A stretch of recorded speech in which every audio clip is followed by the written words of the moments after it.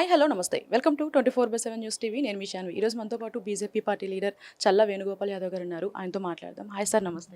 అమ్మ నమస్తే అమ్మ. ఎలా ఉన్నారు సార్? బాగున్నా అమ్మ, మీరు ఎలా ఉన్నారు? బాగున్నా సార్. అమ్మ. సార్, మన నరేంద్ర మోడీ గారు పర్టికులర్గా ఎలక్షన్స్ టైంలో కుంభమేళాకి వెళ్ళడానికి పర్టికులర్ ఏమన్నా రీజన్ ఉందా? ఎలక్షన్ టైంలో కుంభమేళా అన్నటువంటి ఏదైతే కొంతమంది కమ్యూనిస్టు వాదులు కొంతమంది మాట్లాడే మాటలు ఎట్లున్నాయంటే చాలా బాధాకరమైనటువంటి వార్తలు. అది ప్రస్తుత పరిస్థితుల్లో గతంలో ఒకసారి చూస్తే ఆలోచిస్తే నెహ్రూ కూడా మీరు రావద్దండి బాగా క్రౌడ్ ఉందంటే నెహ్రూ 144 సంవత్సరాల క్రితము ఇదే కుంభమేళా టైంలో రావద్దంటే కూడా నెహ్రూ వచ్చి ఆ రోజు దాదాపు 400 మంది ప్రాణాలు బలి తీసుకున్నటువంటి సంఘటన మీరు ఒకసారి చూడండి.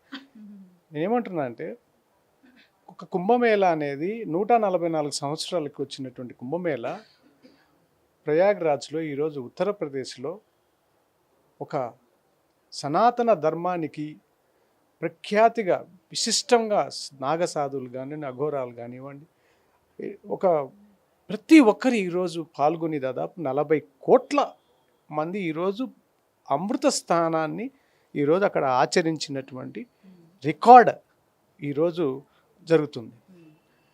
ఎలక్షన్ రోజున అనేది ప్రైమ్ మినిస్టర్ ఒక ప్రోగ్రామ్ అనేది ఎలా ఉంటుందంటే ఒక 1 మంత్ 2 మంత్స్ ముందే షెడ్యూల్ ఉంటుంది. ఏది ప్రోగ్రాము, ఏ డేటు, ఎక్కడ ఉంటుంది అనేది ఆల్మోస్ట్ బిఫోర్ 1 మంత్ 1.5 మంత్ ముందే ఉంటుంది.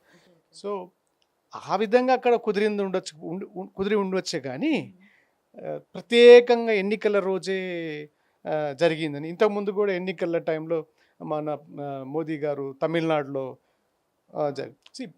ఆయన యొక్క ప్రశాంతమైనటువంటి వాతావరణము, ఆయన ఒక మహా ఋషి.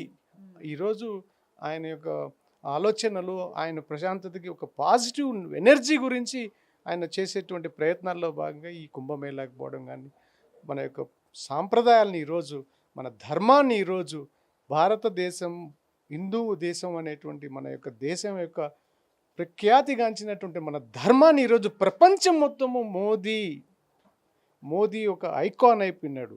మాకు మన ప్రియతమ ప్రధాని ప్రపంచంలో ఈరోజు ఆయన ఒక ఐకాన్ అయిపోయినాడు, హిందూ ఐకాన్ అయిపోయినాడు. అంతేగాని దీని వెనక ప్రత్యేకంగా వేరేగా అంతరార్థం అయితే ఇక అదేంటారు చూడండి, కొండను దవి ఎలుకలు పట్టినట్టు అది అట్లా మాట్లాడుతుంటారమ్మా. అవన్నీ మాకైతే అంత ఢిల్లీ ఎలక్షన్ 70 అసెంబ్లీలు, 3 సార్లు ఆమ్ ఆద్మీ పార్టీ, ఇంతకుముందు కాంగ్రెస్ పార్టీ. ప్రజలు విసిగిపోయినారు. ప్రజలు ఆల్రెడీ డిసైడ్ అయిపోయినారు, బీజేపీకి ఇవ్వాలని డిసైడ్ అయిపోయినారు. మేము భారతీయ జనతా పార్టీ ప్రజల్లో ఆమ్ ఆద్మీ పార్టీ చేసినటువంటి నేరాలు ఘోరాలన్నీ కూడా ప్రజల్లోకి తీసుకెళ్ళాము. సో ఇవన్నీ మాకు పాజిటివ్గా ఉంది. మేము గెలవబోతున్నాం. రేపు ఉదయం 10 గంటలకి ఈవీఎంలో ఏ విధంగా అంటే కమలం వికసించిపోతుంది. సూర్యుడు ఉదయించడం ఈ యొక్క ప్రతిరోజు జరుగుతుంది. తూర్పున ఉదయించడము, పడమటిన అస్తమించడం, కమలం కూడా రేపు పొద్దున వికసించిపోతుంది. యా సార్, మరి ఈ ఢిల్లీ ఎలక్షన్స్ టైం ఏదైతే జరిగిందో ఈ టైంలో ఈవీఎం ప్యాడ్ ట్యాపింగ్ జరిగిందంటూ ఒక మాటలు కూడా మాకు వినిపిస్తున్నాయి. దీనికి మీరేం చెప్తారు? మహారాష్ట్ర ఎన్నికల ముందు, అదేవిధంగా లోక్సభ ఎన్నికల తరుణంలో, అదేవిధంగా హర్యానా ఎన్నికల సందర్భంలో, ఛత్తీస్గఢ్ ఎన్నికల సందర్భంలో ప్రతిసారి ఈవీఎంల మీద పడి ఏడుస్తున్నారు. గెలిచిన ఇప్పుడు ఎవరైతే చెప్పిన వాళ్ళు ఉన్నారో వాళ్ళు గెలిస్తే ఇవి ఈవీఎంలు ట్యాపింగ్ జరిగిందట్టు కాదా? అంటే వాళ్ళు ఓడిపోతేనే అక్కడ ప్రాబ్లం ఉన్నట్ట.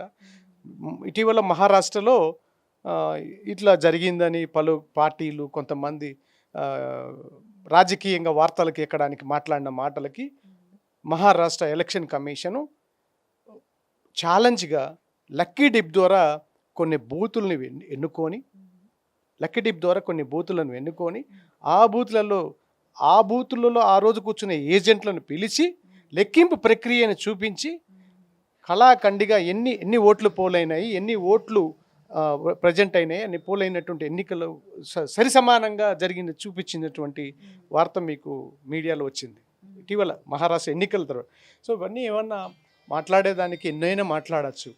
ప్రజాస్వామ్యంలో ఉన్నాం మనము. ప్రజాస్వామ్యం అనే దాంట్లో నిరాయుధమైనటువంటి ఆధారపూరితమైనటువంటి ఆరోపణలు చేయొచ్చు, కానీ నిరాయుధమైనటువంటి ఆరోపణలు చేసి ఏదో బట్టగాల్చి ముఖాన్ని మీద వేసేయడం తప్పది. మనం ఉన్నది ప్రజలని కన్ఫ్యూజ్ చేయొద్దు. ఈరోజు ప్రజలు విశ్వసిస్తున్నారు, మన ప్రజాస్వామ్యం మీద విశ్వసిస్తున్నారు, మన ఎలక్షన్ కమిషన్ మీద విశ్వాసం ఉంది. ఆ విశ్వాసాన్ని సన్నగిల్లే ప్రక్రియ చేయండి. మీరు ఓడిపోతే, ప్రజాస్వామ్యంలో మీరు ఓడిపోతే మీరు వెల్కమ్ చేయండి, స్వాగతించండి. దాని మీద మీరు పునరాలోచించుకోండి. ఈరోజు భారతీయ జనతా పార్టీ మేము 400 సీట్లు మాకు వస్తాయని చెప్పని మేము చేసినటువంటి మా యొక్క ప్రచారంలో మేము రాలేదు. మాకు వచ్చినటువంటి 248 సీట్లు వచ్చినాయి.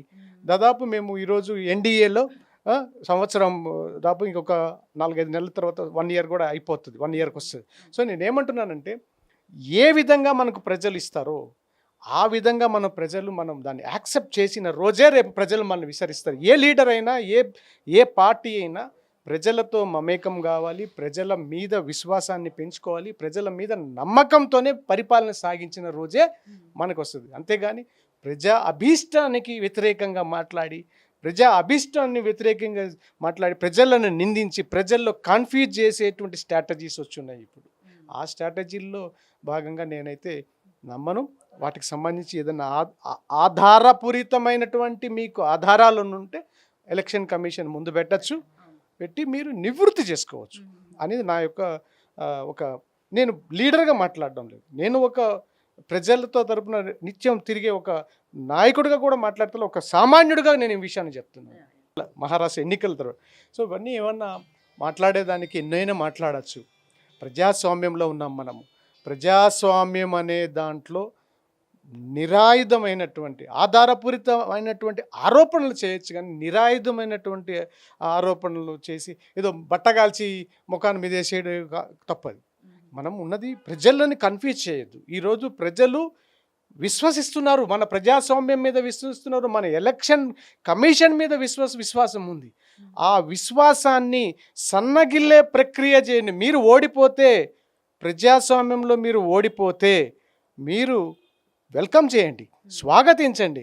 దాని మీద మీరు పునరాలోచించుకోండి. ఈరోజు భారతీయ జనతా పార్టీ మేము 400 సీట్లు మాకు వస్తాయని చెప్పని మేము చేసినటువంటి మా యొక్క ప్రచారంలో మేము రాలేదు. మాకు వచ్చినటువంటి 248 సీట్లు వచ్చినాయి.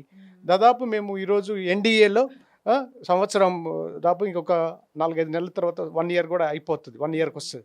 సో నేనేమంటున్నానంటే, ఏ విధంగా మనకు ప్రజలు ఇస్తారో ఆ విధంగా మనం దాన్ని యాక్సెప్ట్ చేసిన రోజే రేపు ప్రజలు మనల్ని విసరిస్తారు. ఏ లీడర్ అయినా, ఏ పార్టీ అయినా ప్రజలతో మమేకం కావాలి, ప్రజల మీద విశ్వాసాన్ని పెంచుకోవాలి, ప్రజల మీద నమ్మకంతోనే పరిపాలన సాగించిన రోజే మనకు వస్తుంది. అంతేగాని ప్రజా అభీష్టానికి వ్యతిరేకంగా మాట్లాడి, ప్రజలను నిందించి ప్రజల్లో కన్ఫ్యూజ్ చేసేటువంటి స్ట్రాటజీస్ వచ్చున్నాయి ఇప్పుడు. ఆ స్ట్రాటజీల్లో భాగంగా నేనైతే నమ్మను. వాటికి సంబంధించి ఏదైనా ఆధారపూరితమైనటువంటి మీకు ఆధారాలు ఉంటే ఎలక్షన్ కమిషన్ ముందు పెట్టి మీరు నివృత్తి చేసుకోవచ్చు అనేది నా యొక్క నేను లీడర్గా మాట్లాడడం లేదు. నేను ఒక ప్రజలతో తరపున నిత్యం తిరిగే ఒక నాయకుడిగా కూడా మాట్లాడుతున్నా, ఒక సామాన్యుడిగా నేను ఈ విషయాన్ని చెప్తున్నాను.